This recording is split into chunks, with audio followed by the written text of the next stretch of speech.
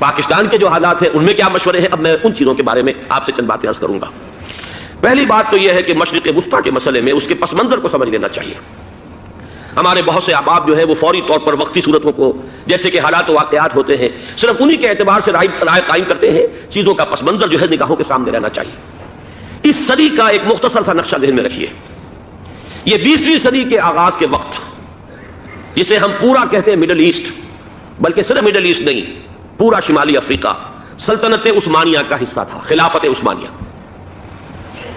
Libya, الجزائر، مصر، پورا حجاز، یمن، پورا عراق، شام، اور یہ شام ہی کے حصے ہیں در حقیقت، اردن اور لبنان، یہ شام عرب، عراق عرب، یہ پورا علاقہ خلافت عثمانیہ یہ اس کا حصہ تھا۔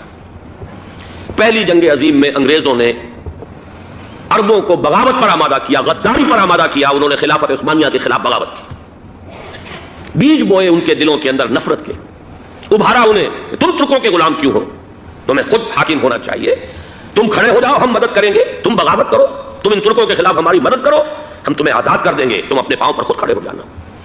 یہ بہت ہی ہمارے لیے دردناک المیہ ہے اس پہلی جنگ عظیم کا۔ کرنل لارنس جیسا شخص، برطانوی استعمار، اور اس کے نتیجے میں عربوں نے بغاوت کی۔ اور اس قدر دردناک بات آپ کو بتا رہا ہوں، میں پہلی مرتبہ جب سن 62 میں حج کے لیے گیا مدینہ منورہ میں، ابھی وہ ریل کے انجن کھڑے ہوئے تھے۔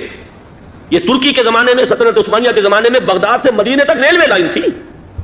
یہ پورا ایک عالم سلطنت عثمانیہ، صرف سلطنت نہیں، خلافت عثمانیہ، پوری ٹرینیں جو ہے ترکوں کی اڑائی گئی، ہزاروں ترکوں کو شہید کیا گیا، یہاں تک کہ صحن حرم میں شہید کیے گئے سینکڑوں ترک۔ یہ جرم تھوڑے نہیں ہے، معمولی نہیں۔ آج جس کی سزا مل رہی ہے، معلوم ہونا چاہیے کہ وہ جرائم کون کون سے تھے۔ اب بھی جو لوگ گئے ہیں انہوں نے دیکھا ہوگا، ترکی کا قلعہ موجود ہے اوپر پہاڑی کے اوپر، حرم کا جو سب سے بڑا دروازہ ہے باب ملک عبدالعزیز، اس کے سامنے ایک لائبریری ہوتی تھی، اب تو غالباً وہ بھی گرا دی گئی ہے، اس کے پیچھے پہاڑی پر ترکوں کا قلعہ ہے پرانا، اس پر توپیں موجود تھیں۔ جب بغاوت ہوئی ہے، جو حرم میں آئے ہوئے تھے ترک فوجی، ظاہر بات ہے نہتے، وہ تو نماز پڑھنے آئے ہوئے تھے، ان کو وہاں ذبح کیا گیا ہے، اور ترکوں نے اپنی توپیں استعمال نہیں کی کہ کہیں بیت اللہ کو کوئی نہ پہنچ جائے۔ بہرحال یہ غداری ہوئی ہے پہلی جنگ عظیم کے دوران، اور نہ صرف ترکوں نے، عربوں نے کی ہے۔ جیسا کہ میں نے کہا تھا، دو ہیں سب سے بڑے مجرم روئے ارضی کے اوپر امت مسلمہ کے طبقات۔ ہمارا پنجابی سپاہی بھی جا کر انگریزوں کی مدد کر کے ایلن بی کو قبضہ جو لے کر دیا بغداد کا، اس میں ہمارے مسلمان پنجابی سپاہی بھی شامل تھے۔ یہ خون چکاں باب ہے ہماری تاریخ کا اس صدی کا۔ لیکن اس کے بعد سلطنت عثمانیہ کے ٹکڑے ہو گئے، چیچڑے ہو گئے۔ ایک انگریز نے لکھا ہے یہ جملہ، ذہن میں بجھا ہوا جملہ، کہ تاریخ میں یہ بات ثبت ہو جائے گی کہ ایک انگریز نے اس سلطنت کے ٹکڑے کر دیے کہ جو عمر فاروق نے قائم کی تھی رضی اللہ تعالیٰ عنہ۔ یہ پورا عالم، یہ تمام علاقہ کس نے فتح کیا تھا؟ یہ بات ہاتھ بدل گئے تھے، پھر ترک آ گئے، خلافت عثمانیوں کے پاس چلی گئی، لیکن یہ سلطنت تو حضرت عمر رضی اللہ تعالیٰ عنہ کے زمانے سے چلی آ رہی تھی۔ اس کو ایک انگریز کرنل نے، اور اس نے بغاوت میں آمادہ کر کے عربوں کو اور ترکوں کے پیٹھ میں چھرا ڈھپوا کر ان کے ذریعے سے اور ٹکڑے کر دیے۔ لیکن جب جنگ ختم ہوئی، اب انہوں نے کہا کہ اب ہمیں آزادی دیجیے، تو اب انہیں معلوم ہوا کہ غداروں کو دنیا میں کیا ملتا ہے۔ ٹکڑے کر دیے گئے، یہ حصہ عراق یہ انگریز کے پاس رہے گا، شام کا یہ علاقہ یہ فرانسیسیوں کے پاس رہے گا، مصر پر انگریزوں کا تسلط رہے گا، لیبیا اطالویوں کے پاس رہے گا، لے دے کر یہ جو علاقہ تھا حجاز، کیونکہ وہاں کچھ تھا ہی نہیں، بوادن غیر ذی زرع، یہ عربوں کے پاس چھوڑ دیا گیا۔ اس وقت جو بادشاہ ہیں شاہ حسین اردن کے، ان کے دادا سب سے بڑے غدار وہی تھے، لہذا ان کو اس علاقے کی بادشاہت دے دی گئی۔ اس کے بعد نجد سے تحریک اٹھی ہے، وہ سعودی جو خاندان ہے وہ نجد سے اٹھا۔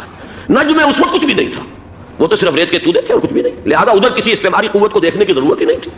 وہ تو بعد میں تیل برآمد ہوا، اس کی حیثیت ہو گئی، اور یہ امارات کا علاقہ جو ہے اس کی دنیا میں اب گویا کہ یوں سمجھیے کہ جو سب سے زیادہ اہم علاقے ہو سکتے ہیں روئے ارضی کے نقشے پر، ان میں سے ایک وہ ہو گیا۔ لیکن یہ اس وقت کی بات میں کر رہا ہوں، کوئی حیثیت نہیں تھی، لہذا اس کو چھوڑ دیا گیا۔ یہ ہے تاریخی پس منظر، یہ لکیریں جو کھینچی گئی ہیں۔ یہ ایک ملت اسلامیہ کو جو قومیتوں میں تقسیم کیا گیا، پھر نعرے لگوائے گئے، المصر للمصریین، الشام للشامیین۔ اب شامی ایک علیحدہ قوم ہو چکے ہیں، مصری ایک علیحدہ قوم ہو چکے ہیں، عراقی ایک علیحدہ قوم ہو چکے ہیں۔ یہ ساری تقسیمیں استعمار کی پیدا کرنا ہے، اس کا کوئی تعلق اسلام کے ساتھ نہیں۔ اب ضرورت تو اس بات کی تھی کہ استعمار کے پنجے جب یہاں سے کچھ ہٹے، دوسری جنگ عظیم کے بعد ایک دور آیا، امریکہ ابھرا ہے دنیا کی عالمی سطح پر سیاست میں، اس کے ہاں کچھ آزادی کے تصورات تھے، اس نے بھی سپورٹ کیا۔ برطانیہ کمزور ہو چکا تھا، وہ اتنے بڑے علاقے کو ہولڈ نہیں کر سکتا تھا، ہندوستان بھی آزاد ہوا، پھر یہ کہ اور دوسرے علاقوں سے بھی اس کو پسپائی اختیار کرنی پڑی، استعمار کے پنجے جس طرح بھی ہوئے ان کے سینوں سے، عربوں کے سینوں سے جو ہے گویا کہ وہ ہٹے، لیکن امریکہ نے ایک اپنی بہت بڑی حکمت عملی جو اختیار کی، عالم عرب کے سینے میں اسرائیل کا خنجر پیوست کر دیا تاکہ یہ کبھی آزاد نہ ہو جائیں، ہمارے انگوٹھے تلے رہے، ہماری پالیسی گراؤنڈ کرے۔ یہ استعمار کا دوسری جنگ عظیم کے بعد جہاں برطانوی استعمار، فرانسیسی استعمار رفتہ رفتہ یہ ہٹنے شروع ہوئے، صدر ناصر نے انگریزوں کو اٹھا کر پھینکا میڈیٹرینین میں اور دوسرے جگہوں سے، الجزائر نے آزادی حاصل کی فرانس سے، اطالویوں سے جو ہے لیبیا والوں نے آزادی حاصل کی، یہ ہو گیا، لیکن ایک خنجر پیوست کر دیا گیا اسرائیل کا سینہ عرب میں۔ اس صورتحال میں ظاہر بات ہے کہ ایک تو بڑی آئیڈیل پوزیشن تھی کہ پورا عالم اسلام متحد ہو، لیکن وہ تو بہت دور کا خواب معلوم ہوتا ہے۔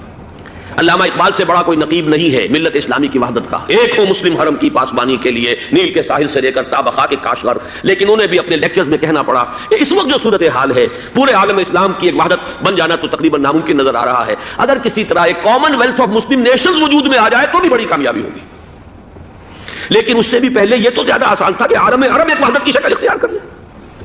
یہ تو ایک قوم ہے، اکثر و بیشتر ایک نسل یا زیادہ دو نسلیں کہتی تھے، شمالی افریقہ میں بربر نسل بھی ہے، باقی تو سب عرب ہے، یہ پورا عالم ایک نسل، ایک زبان، پورے اتنے رقبے کے اوپر بولے جانے والی ایک زبان، یہ تو ایک ہو جائے۔